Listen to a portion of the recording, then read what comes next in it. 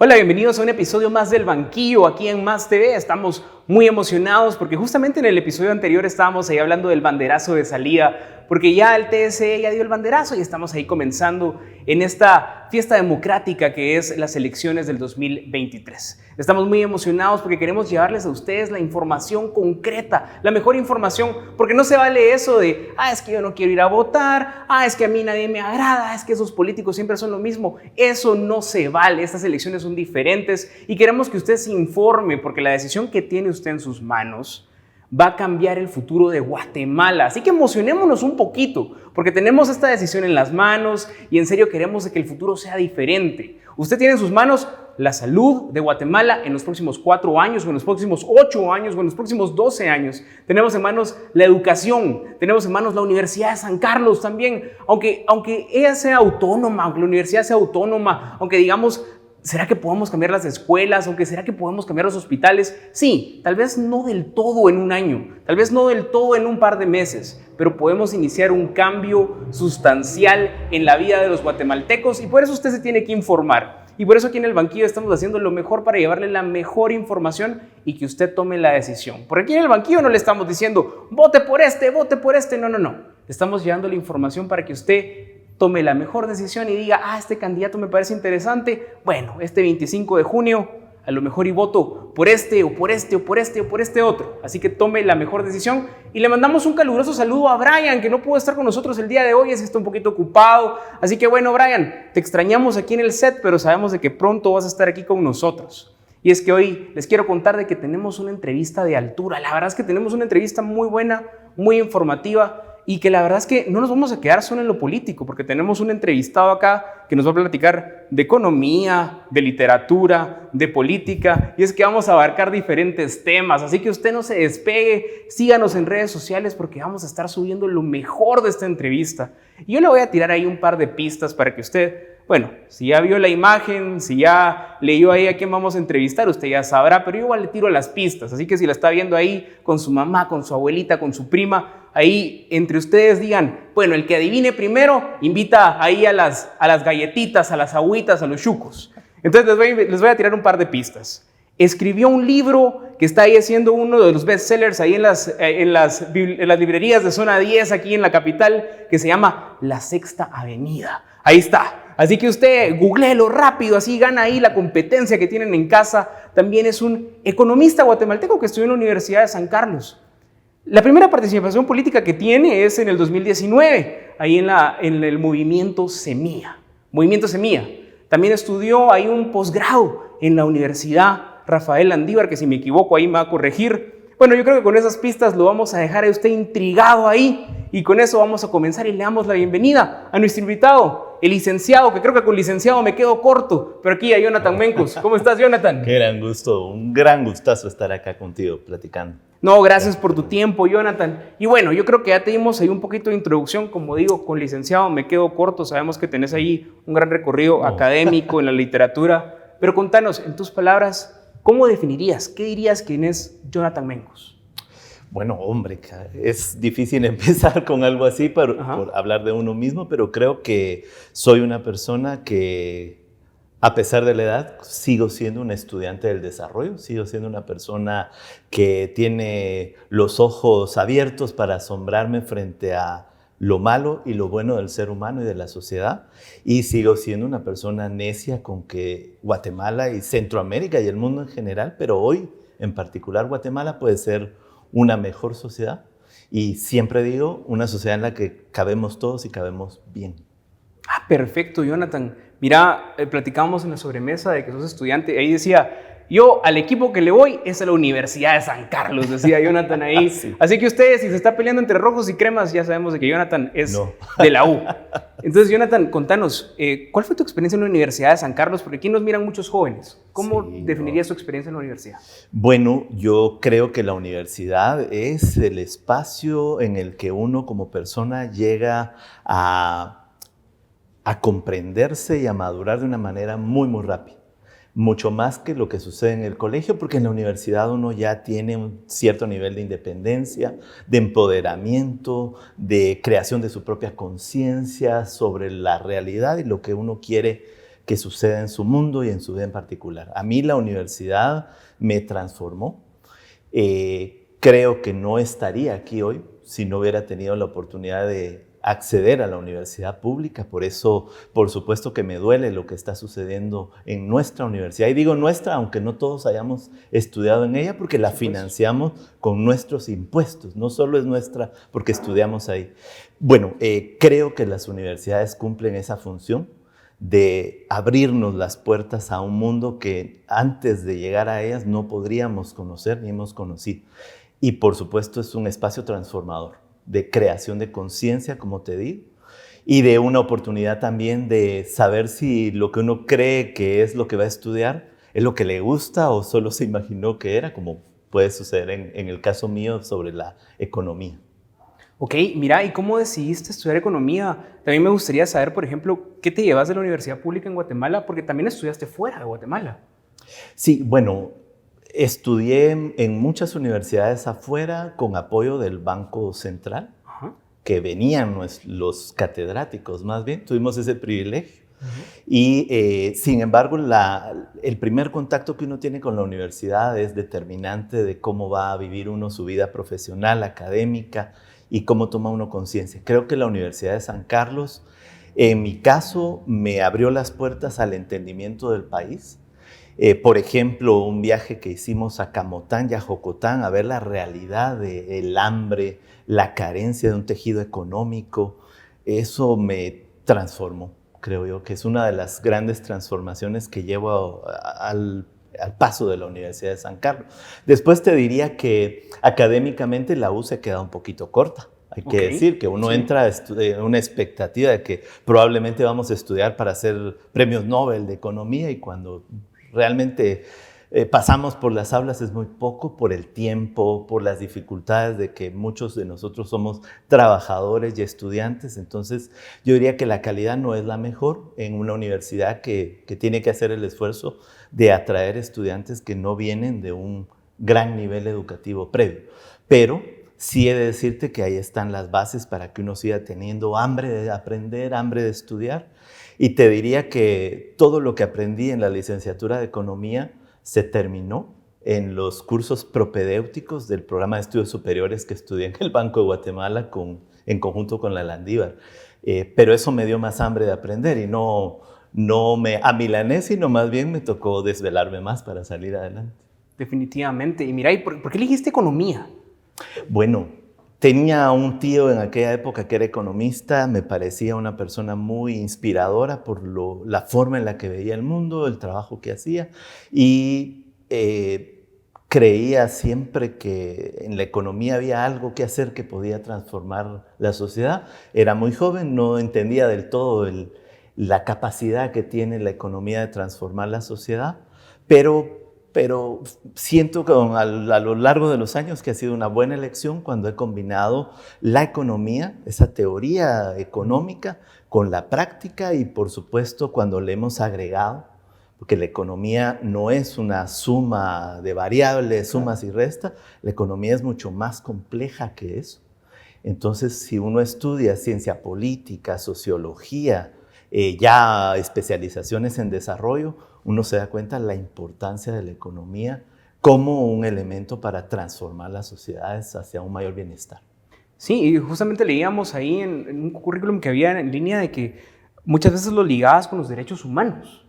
Sí. ¿Y cómo se liga la economía con los derechos humanos? ¿Nos podrías explicar un poquito acerca de eso? Sí, bueno, mi paso por el Instituto Centroamericano de Estudios Fiscales me marca como profesional. Hice ahí 17 años de mi vida laboral.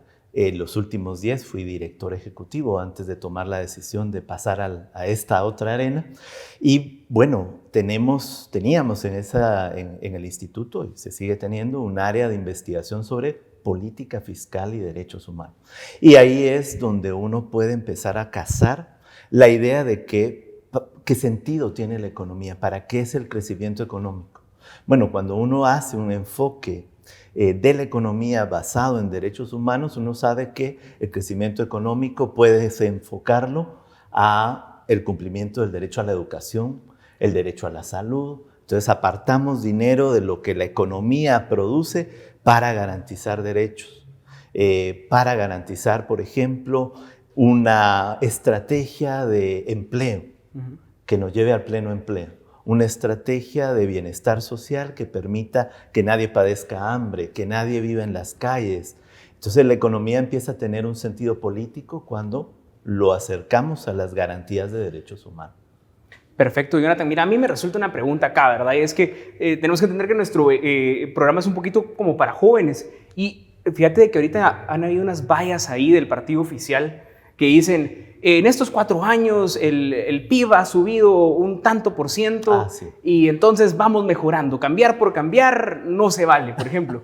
Entonces nos están explicando, por ejemplo, de que nuestro país tiene un crecimiento económico, pero en las calles miramos personas desesperadas que no pueden pagar el supermercado. Yo te digo, Jonathan, yo soy padre de familia y muchas veces, no te digo muchas, cada mes me cuesta llegar a fin de mes. Sí. O sea, ¿cómo podemos ver un crecimiento económico, pero que no es perceptible para la mayoría de guatemaltecos? ¿Cómo se lee eso? Exacto. Bueno, mira, realmente la gracia de la economía no está en las variables como estas que tú estás mencionando en las vallas, sino en lo que la gente llega a percibir. Y eso tiene que ver con que si la economía no traduce ese crecimiento económico del que tanto se habla en empleos, en bienestar, en mejora de los ingresos de los hogares, pues la economía está haciendo muy poco por la sociedad. Es decir, que para entender la economía no necesariamente hay que ser economista, sino hay que ser trabajador, joven, estudiante, madre o padre de familia, porque nos enfrentamos a la economía permanentemente. Y bueno, parte del problema de este gobierno, que es una suerte que estemos terminando ya, es que ha trivializado la economía. La idea de decir, bueno, como crecimos 4% del PIB, todo está perfecto. Cuando en realidad uno viaja por el país y lo que nos encontramos es desempleo, frustración de muchos jóvenes que no encuentran empleo, frustración de pequeños y medianos empresarios que entienden que la economía hoy, para que uno sea exitoso, tiene que ser amigo del ministro, tiene que ser conocido del presidente. Es una mala economía y la única forma en la que el gobierno y los malos políticos tienen para esconder es trivializando y decir la economía va bien porque crecimos. La economía va bien cuando genera empleo y cuando genera certidumbre en los hogares. Definitivamente, sí. Y otra cosa que podemos ver es que dicen de que la economía va en crecimiento, pero también la inflación al mismo tiempo, ¿no? Bueno, claro, estamos sufriendo un momento muy dramático a nivel global. Correcto. Porque la guerra de Ucrania con Rusia, el conflicto comercial de China con Estados Unidos está haciendo que se reconfigure, digamos, la economía global. Y si vemos los datos, por ejemplo, de incremento de precios del petróleo que afecta a la gasolina, el gas, encontramos incrementos en precios de alimentos. Muchos de los alimentos que producimos viajan por esas malas carreteras en donde se consume mucha gasolina y eso eleva los costos. Pero hay otra cosa interesantísima. Imagínate, no sé si tú sabías, pero Guatemala, siendo el país de los hombres y mujeres de maíz, es un país que importa maíz. Entonces, tenemos una economía que ni siquiera logra garantizar la producción de alimentos para todos sus habitantes. Eso es en parte lo que encarece los precios de algo tan básico como es la alimentación.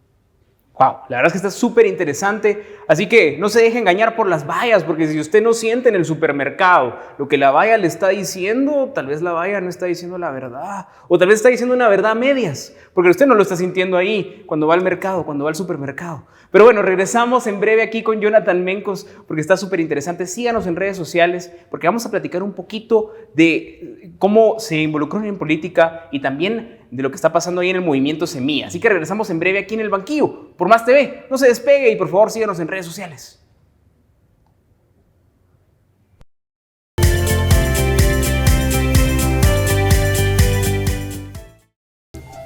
No soy capitán, pero te llevaré a dar un paseo por los años 60, 70, 80 y 90, con la mejor música del recuerdo en español e inglés. En el programa Épocas, Reencuentros del Alma, los días sábados y domingo a las 19 horas, por Más TV, un canal que suma.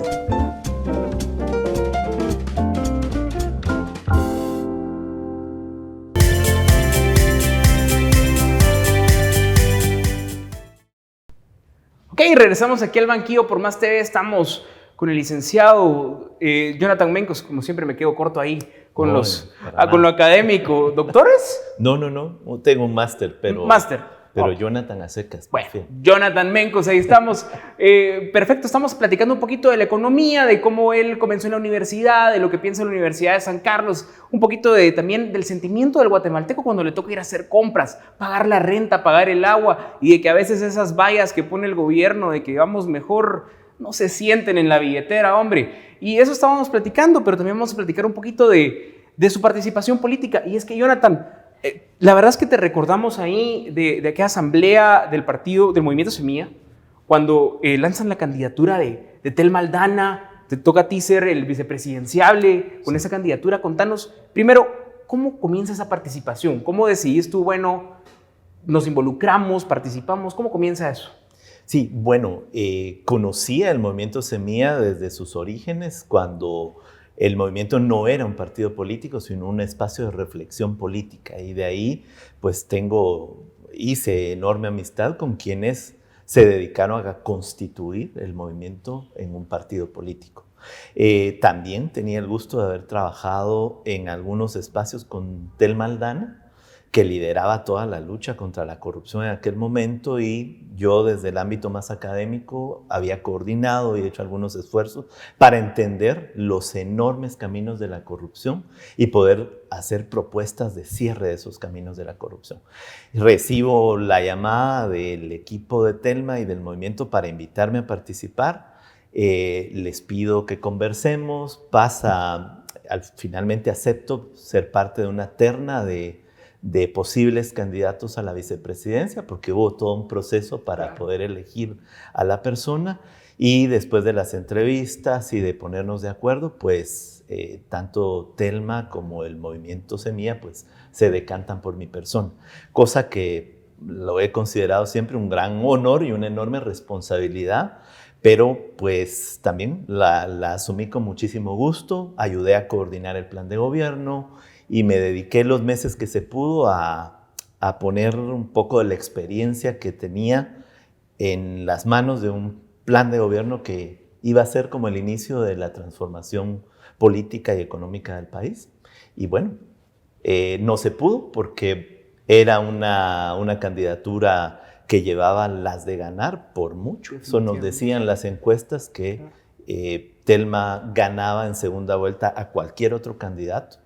Pero por supuesto estamos en un sistema que no quiere morir. Y ese sistema político suele no permitir que actores que van a desestabilizar los regímenes de impunidad y de corrupción pues pasen a un espacio de tanto poder. Así es que se eliminó la posibilidad de competir, pero eso no elimina la responsabilidad que le queda a uno como ciudadano de hacer algo. Y yo siento que lo peor que podemos hacer en contextos de pérdida de democracia, de incremento del autoritarismo como el que estamos viviendo, lo peor que podemos hacer es pensar que el vecino va a resolver los problemas. Wow.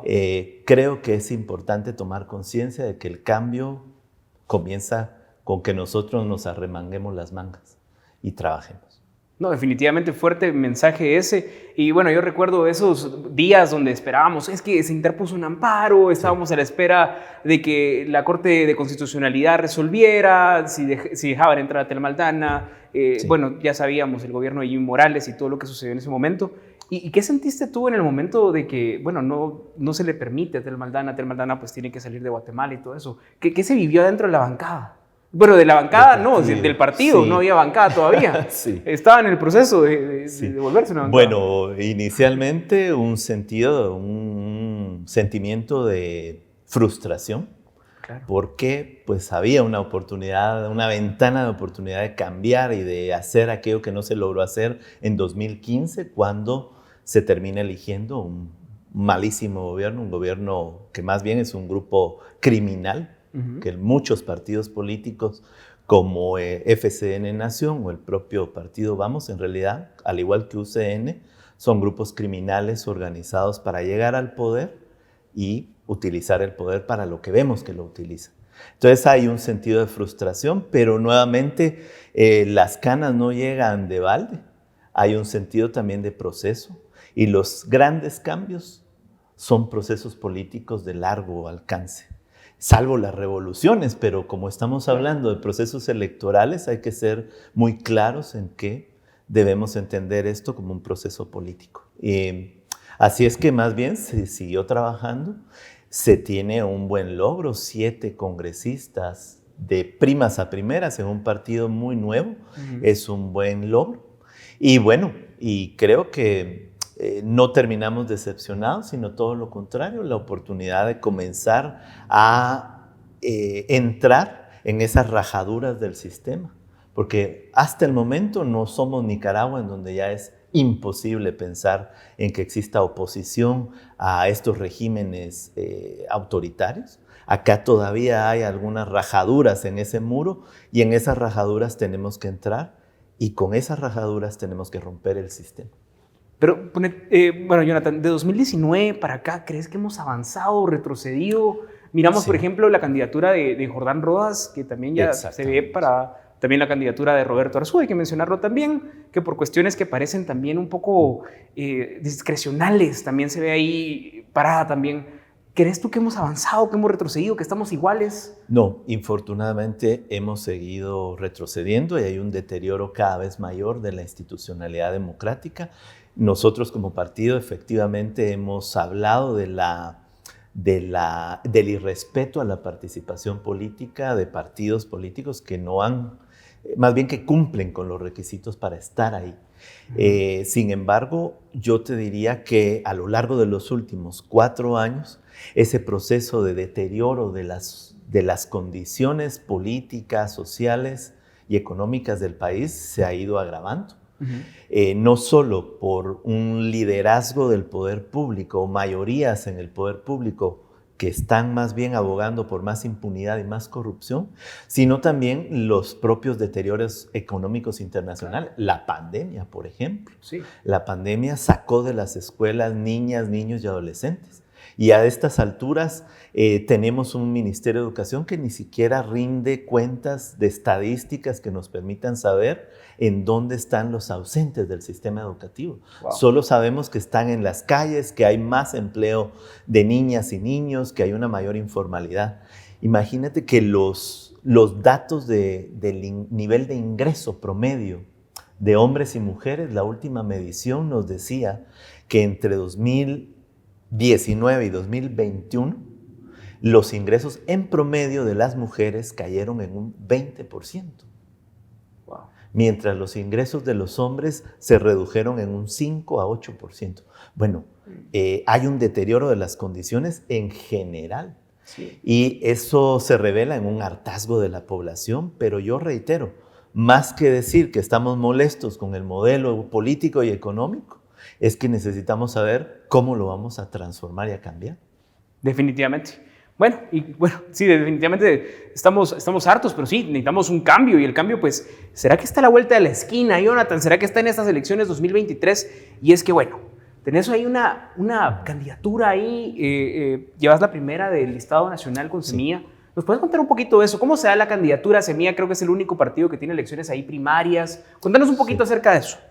Sí, bueno, también esta vez el procedimiento ha sido que las personas que deseaban participar en el listado nacional enviaran su currículum, su hoja de vida, enviaran una carta con la intención y el sentido de para qué quieren participar en política, y a partir de esto un grupo específico dentro del partido y después el Consejo Ejecutivo nacional tenía que hacer la evaluación. De esa cuenta yo envío mis papeles, es como buscar un empleo. Claro. Paso por este proceso otra vez de evaluación y el partido pues me envía una carta en donde me dicen que he sido nominado para encabezar el listado nacional. Pues yo tengo cada vez más años, pero sigo buscando pleitos como que fuera un joven, porque al final es un reto. Yo estaba en mi vida profesional, no era mala, mi vida en la academia relativamente tranquila, pero voy a decir algo que me han preguntado muchas personas. ¿Cómo una persona honrada, que tiene un buen trabajo, decide trasladarse al ámbito de la política y al Congreso, que es una cloaca? Y en realidad es por eso mismo. Llega un momento en el que uno ya no puede dormir tranquilo si no hace algo más, porque el conocimiento, parece dicho por es una frase de una película. El conocimiento viene con responsabilidad. Ahí está. Como los poderes vienen con responsabilidad. Conocer la realidad y no hacer nada para transformarla no deja dormir. Sí, definitivamente. Entonces, bueno, por eso llego a volver otra vez al ámbito de la política partidista y nuevamente con la expectativa de que tenemos la oportunidad de hacer una política que sea diferente. Nosotros en el Movimiento Semilla somos personas que respetamos el poder público, entendemos el poder público como un espacio para el desarrollo de las personas. En mi caso particular, ya te dije, yo soy fruto de los bienes públicos. Nací en un hospital, fui a una escuela pública, fui a la universidad pública, trabajé en el Banco Central, ahí me becaron para estudiar. Yo soy fruto de esos bienes públicos. Y creo que el poder público hoy en día no puede ser llevado por manos que más bien lo único que ambicionan es enriquecerse y delinquir, cuando en realidad el servicio público es un servicio a la sociedad. Cuando uno lo asume, debe asumir que no es un espacio para hacerse millonario, que no es un espacio para invitar a los amigos, sino es un espacio de responsabilidad. Definitivamente, definitivamente. No, y eso, un poder conlleva una gran responsabilidad, creo que es la frase que estábamos buscando. Entonces, ahí el que nos mande de qué película es primero, se va a llevar ahí un premio, ahí le vamos a mandar algo. Jonathan, yo creo que justamente sí, la verdad es que el conocimiento de cómo está Guatemala conlleva una gran responsabilidad. Varios que miran el banquillo creo que hemos perdido el sueño pensando en que no llegamos a fin de mes definitivamente. Entonces, Jonathan, hay que platicar de la agenda legislativa que lleva el Movimiento Semilla. Lastimosamente nos tenemos que ir a corte en unos minutos. Entonces nos toca, a mí me gustaría que hiciéramos una pequeña dinámica para que las personas que están en casa te conocieran un poquito más. Muy bien. La dinámica va algo así. Yo te voy a dar unas propuestas y tú me dices si estás a favor, en contra o pasas. Es una pequeña dinámica rápida para que las personas te conozcan un poquito más. ¿Te parece? Muy bien. Entonces comenzamos con la primera. Si quieres explicar, tienes 30 segundos. Perfecto. Puedes explicar. Voto razonado ahí.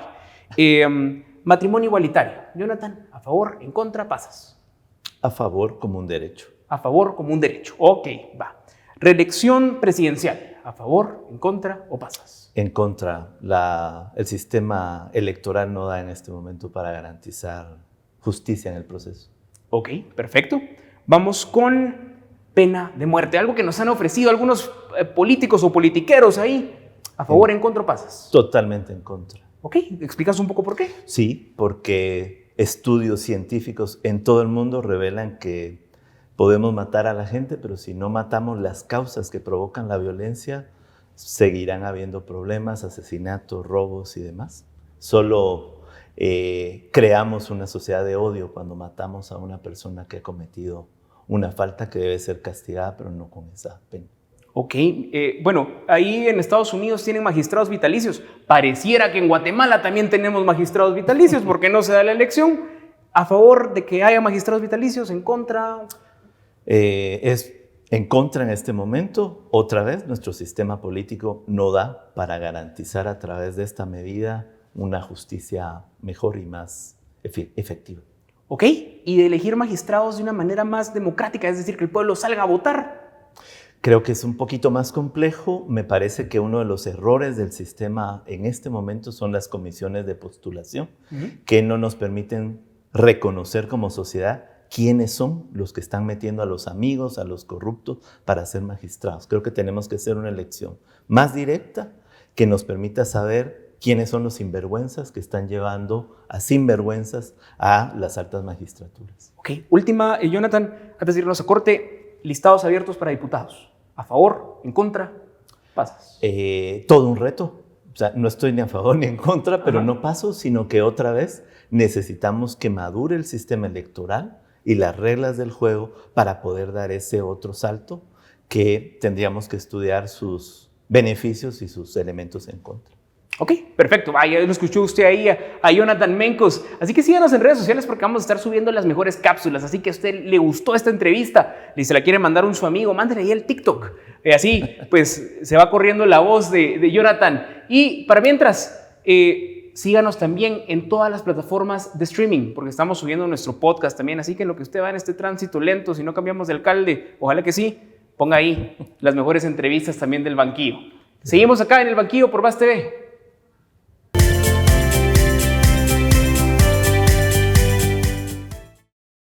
Hola, soy Sharon Carrillo y te acompaño los días lunes a las 3 de la tarde en un recorrido espectacular donde conoceremos las maravillas de nuestro país, solo por VAZ TV, un canal que suma.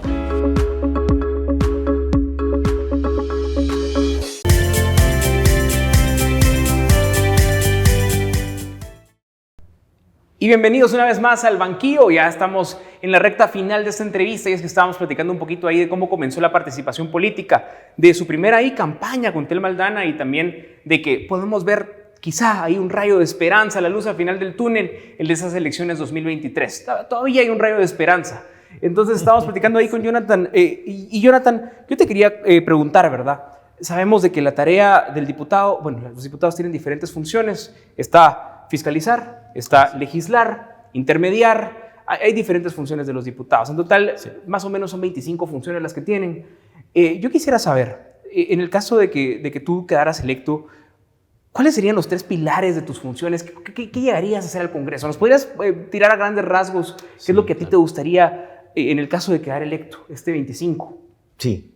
Bueno, pues mira, hay muchísimo trabajo por hacer porque esta es una sociedad que ha sido abandonada, ¿verdad?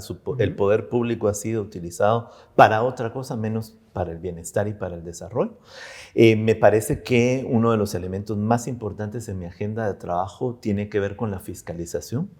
Vengo de estudiar durante 17 años los presupuestos públicos de Centroamérica, conozco bastante bien el de Guatemala y creo que en el Congreso podemos aprovechar la parte de fiscalización para revisar cómo van las cuentas públicas, pero creo que mucha gente no sabe que mucho del trabajo que aparece en los presupuestos tiene resultados. Y a veces no nos damos cuenta que debemos fiscalizar en torno a los resultados. Porque nos dicen que se está ejecutando el dinero, claro, pero no está la obra, no está la carretera, no está el camino, no hay agua. Entonces creo que tenemos la oportunidad de generar una fiscalización mucho más técnica, mucho más política de lo que haga el Ejecutivo, que es un elemento vital del trabajo.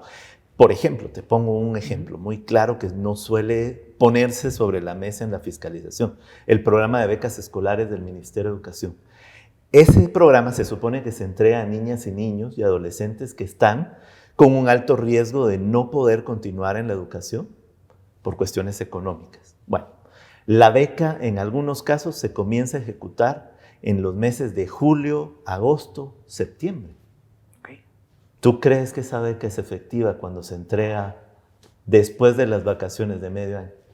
Bueno, entonces es dinero que se mal emplea cuando se llega a ejecutar, porque en realidad esas becas terminan entregándose a niñas y niños que más bien podrían ser conocidos del alcalde, del ministro, y no a quienes debe llegar. Esto es solo por poner un ejemplo, porque hay muchos más.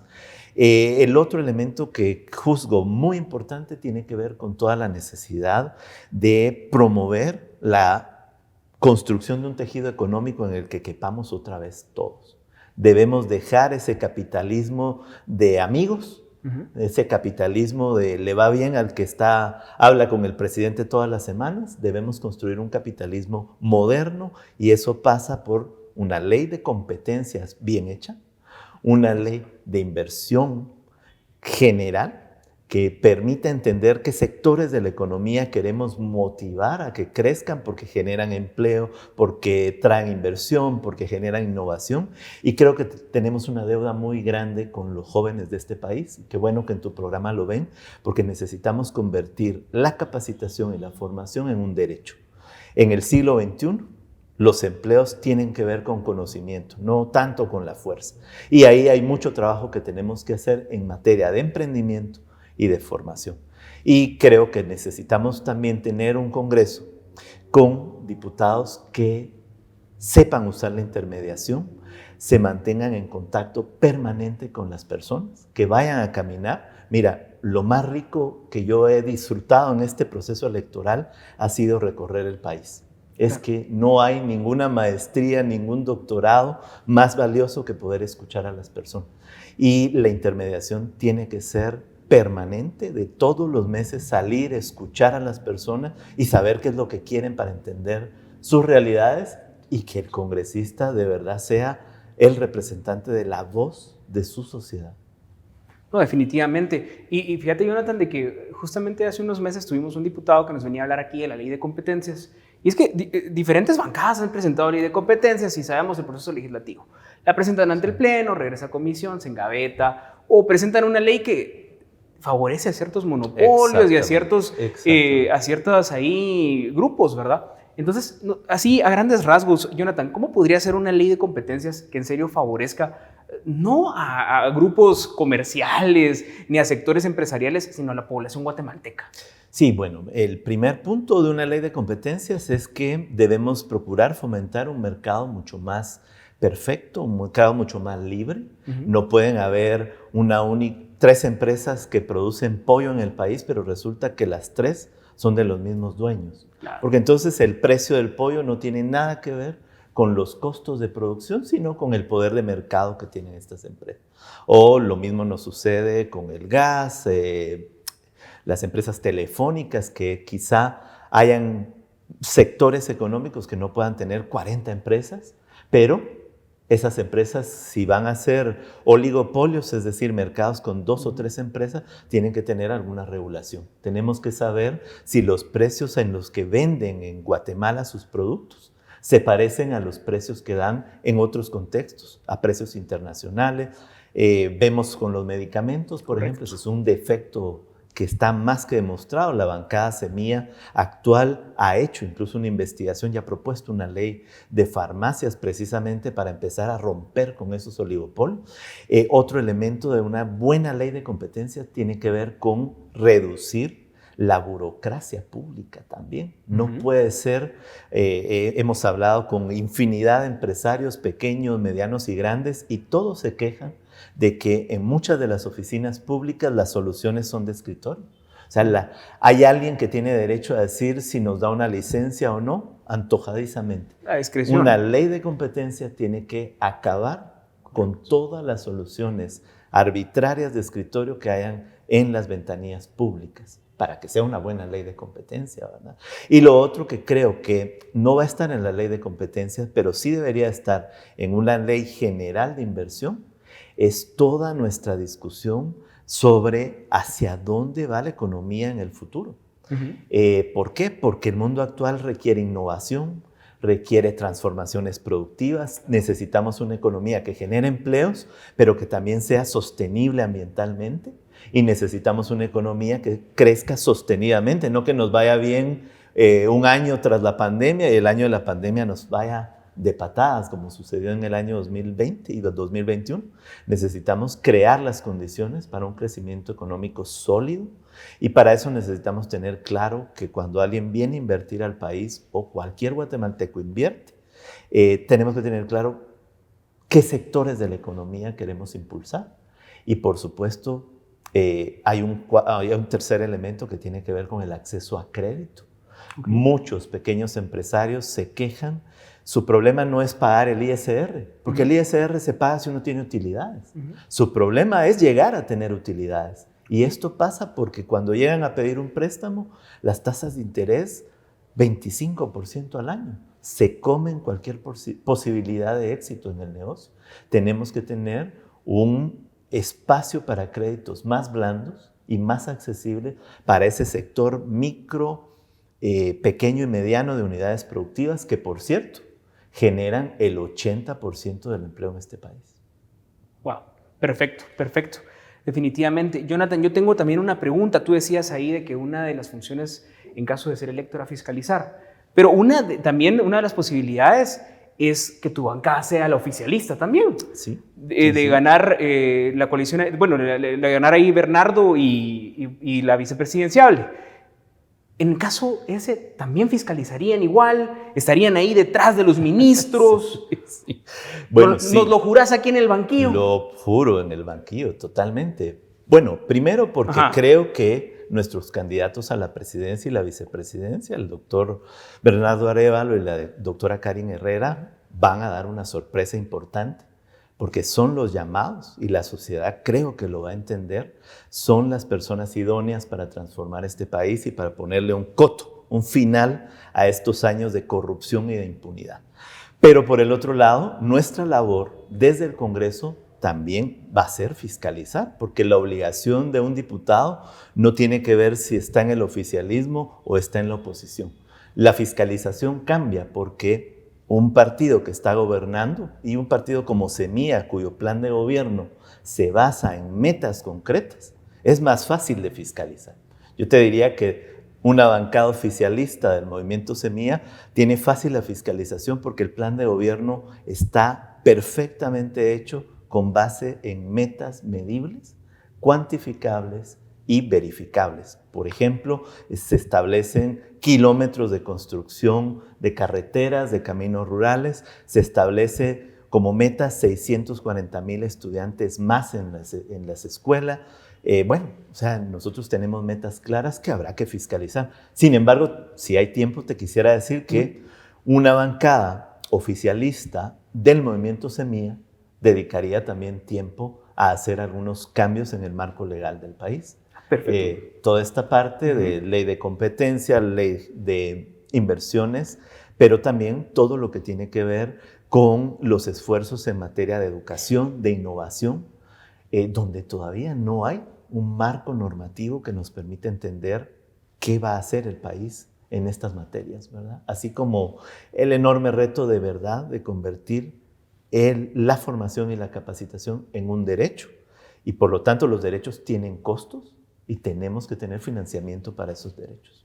Definitivamente. Jonathan, bueno, yo sé que estamos comenzando ahí la campaña política y no se nos acerca cada día más el 25 de junio, pero se ha hablado en el interior del movimiento de llegar a tener cierta cantidad de diputados.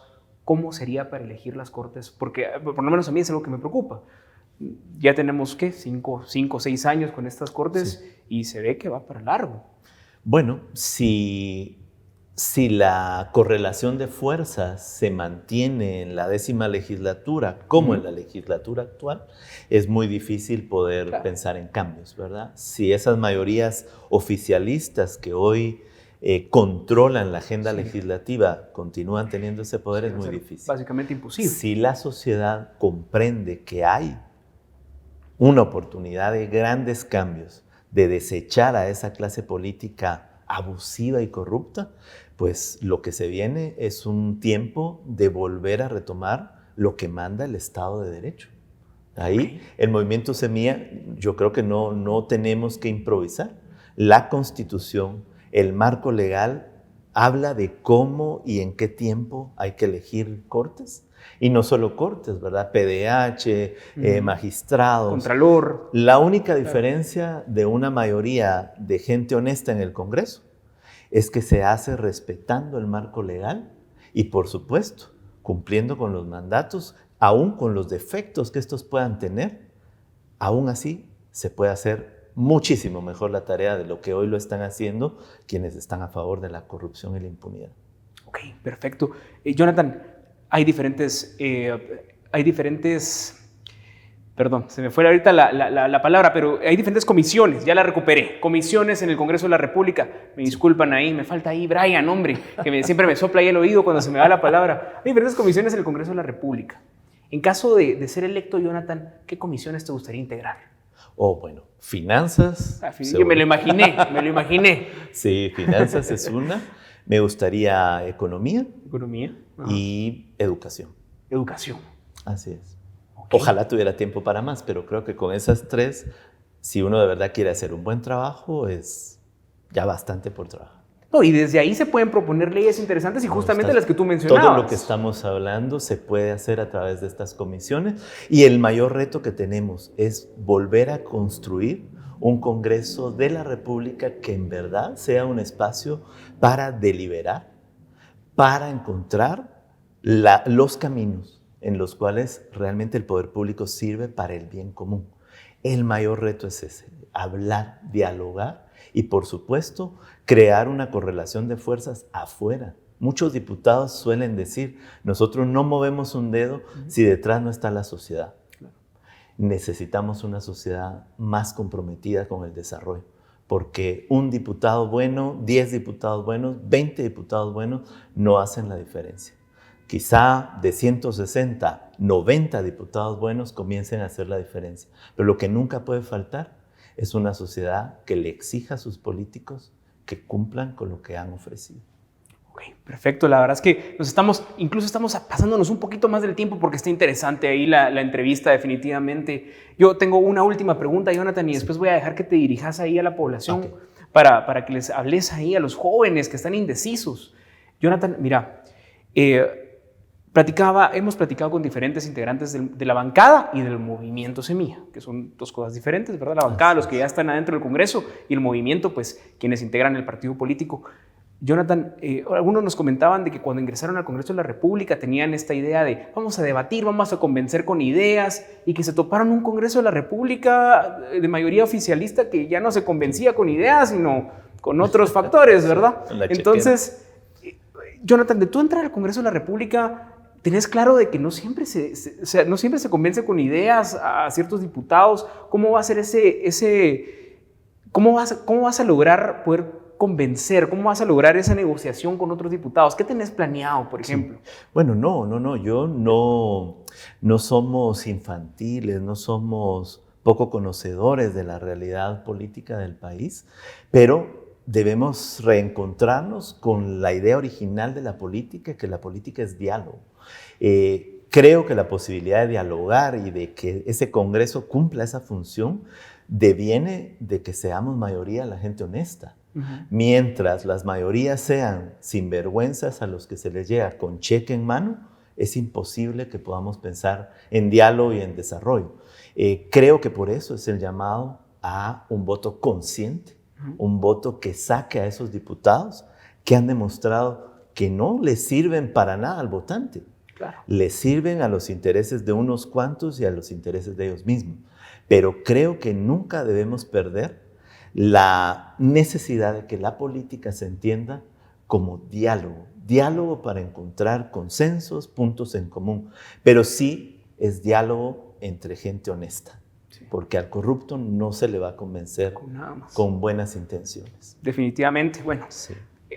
Bueno, ya lo escuchó usted, vamos a la última dinámica y luego te voy a dar el tiempo para que le hables a la población. Te voy a dar un par de palabras, un par de nombres de instituciones, de personas, y tú me dices lo primero que se te venga a la mente. No es la primera palabra que se te venga, sino lo que tú consideres. Una idea. En ese sentido, si yo te digo Donald Trump o Joe Biden, no me vas a decir presidente o expresidente, sino lo que tú consideres de la persona. O sea, bueno, malo, corrupto, no corrupto, lo que tú querrás. Okay. Entonces, comenzamos. Si querés, comencemos con Alejandro Yamatei. La continuación de la corrupción. Ok, vamos con Consuelo Porras. La aliada para que la corrupción se enraice más en el país. Ok, Thelma Aldana. Un ejemplo de mujer, de liderazgo y de lucha cotidiana por un mejor país. Okay, vamos un poquito ahí con las elecciones, vamos con Suri Ríos. La hija de un genocida y de un partido basado en la corrupción. Vámonos un poquito a la USAC ahí con Walter Mazariegos. La cooptación más dolorosa de una institución pública valiosa para la sociedad. Ok, vámonos ahí con la actual Corte de Constitucionalidad. Una suma de intereses que no son los intereses de la sociedad. Ok, perfecto. Vámonos con la Corte Suprema de Justicia. ¿Cómo miras la Corte Suprema de Justicia hoy? Los principales violadores del derecho, del Estado de Derecho en el país. Okay. Tú que te mueves aquí por la capital, Ricardo Quiñones, ¿qué te hace pensar Ricardo Quiñones? Tráfico. Y muchas lluvias que no terminan más que en a negar las casas. Ok, alguien que ahí está cerca de Ricardo Quiñones, Álvaro Arzú Escobar o Álvaro Arzú Irigoyen, ahí hijo, padre, hijo. Vamos, que son lo mismo. Bueno, del padre, el que destruyó la posibilidad de que la paz se convirtiera en desarrollo, y del hijo, una persona mal acostumbrada a la utilización del poder público para sus intereses. Ok, perfecto. Jimmy Morales. Diría payaso, pero eso es muy obvio. Un sinvergüenza que intenta ir al Congreso de la República. Congreso de la República. Un espacio valioso para la construcción de la democracia, pero con una sobrerepresentación de corruptos y de infames. Ok. Alejandro Córdoba, el PDH. Invisible, cuando no lamentable su actuación. Ok, perfecto. Vamos ahora con Tribunal Supremo Electoral, ahí que está. Sí, bueno, la mayor interrogante, si lograrán garantizar un proceso electoral sin fraudes y sin nada que lamentar para la democracia. Bernardo Arévalo. Un estadista, un amigo y una persona que escucha, un excelente gobernante. Samuel Pérez. Un colega, un joven del que he aprendido mucho y un político de los que debería estar lleno el Congreso. Movimiento Semilla. Una oportunidad política para demostrar el valor de lo público y el valor y la importancia de participar en la vida política del país. Guatemala. Nuestro sueño, nuestra lucha cotidiana y bueno, y lo que nos quita el sueño, pero también nos hace pensar en que otra sociedad es posible. Perfecto, Jonathan, muchas gracias por su tiempo y la verdad es que te doy un minuto para que te refieras ahí a la población. Bueno, quisiera enviar un mensaje de ánimos a toda la sociedad. Estamos en pleno inicio del proceso electoral. Hay tiempo para que analicen las propuestas, para que tomen conciencia, para que le toquen al vecino la puerta y le digan que lo peor que puede pasar es que no vote o que vote nulo. Creo que hay una oportunidad. Nuestro movimiento político representa una oportunidad de cambio. Estamos dispuestos a asumir la responsabilidad y necesitamos de esos 9.2 millones de votantes, por lo menos, que todos vayan a votar y que 1 millón de ellos vote por nuestra propuesta política de paz, de cambio y de democracia. Perfecto, ya lo escuchó usted, a Jonathan Mencos, así que síganos en redes sociales. Jonathan, ¿dónde te podemos seguir? En Twitter, @jmencos, en Instagram, @jmencos también, y estoy inaugurando mi página en Facebook como Jonathan Mencos. Ok, perfecto, va a salir igual aquí para que usted lo siga y nos vemos en el siguiente episodio de El Banquillo. Muchas gracias, Jonathan. Qué gran gusto, muchas gracias, Fernando.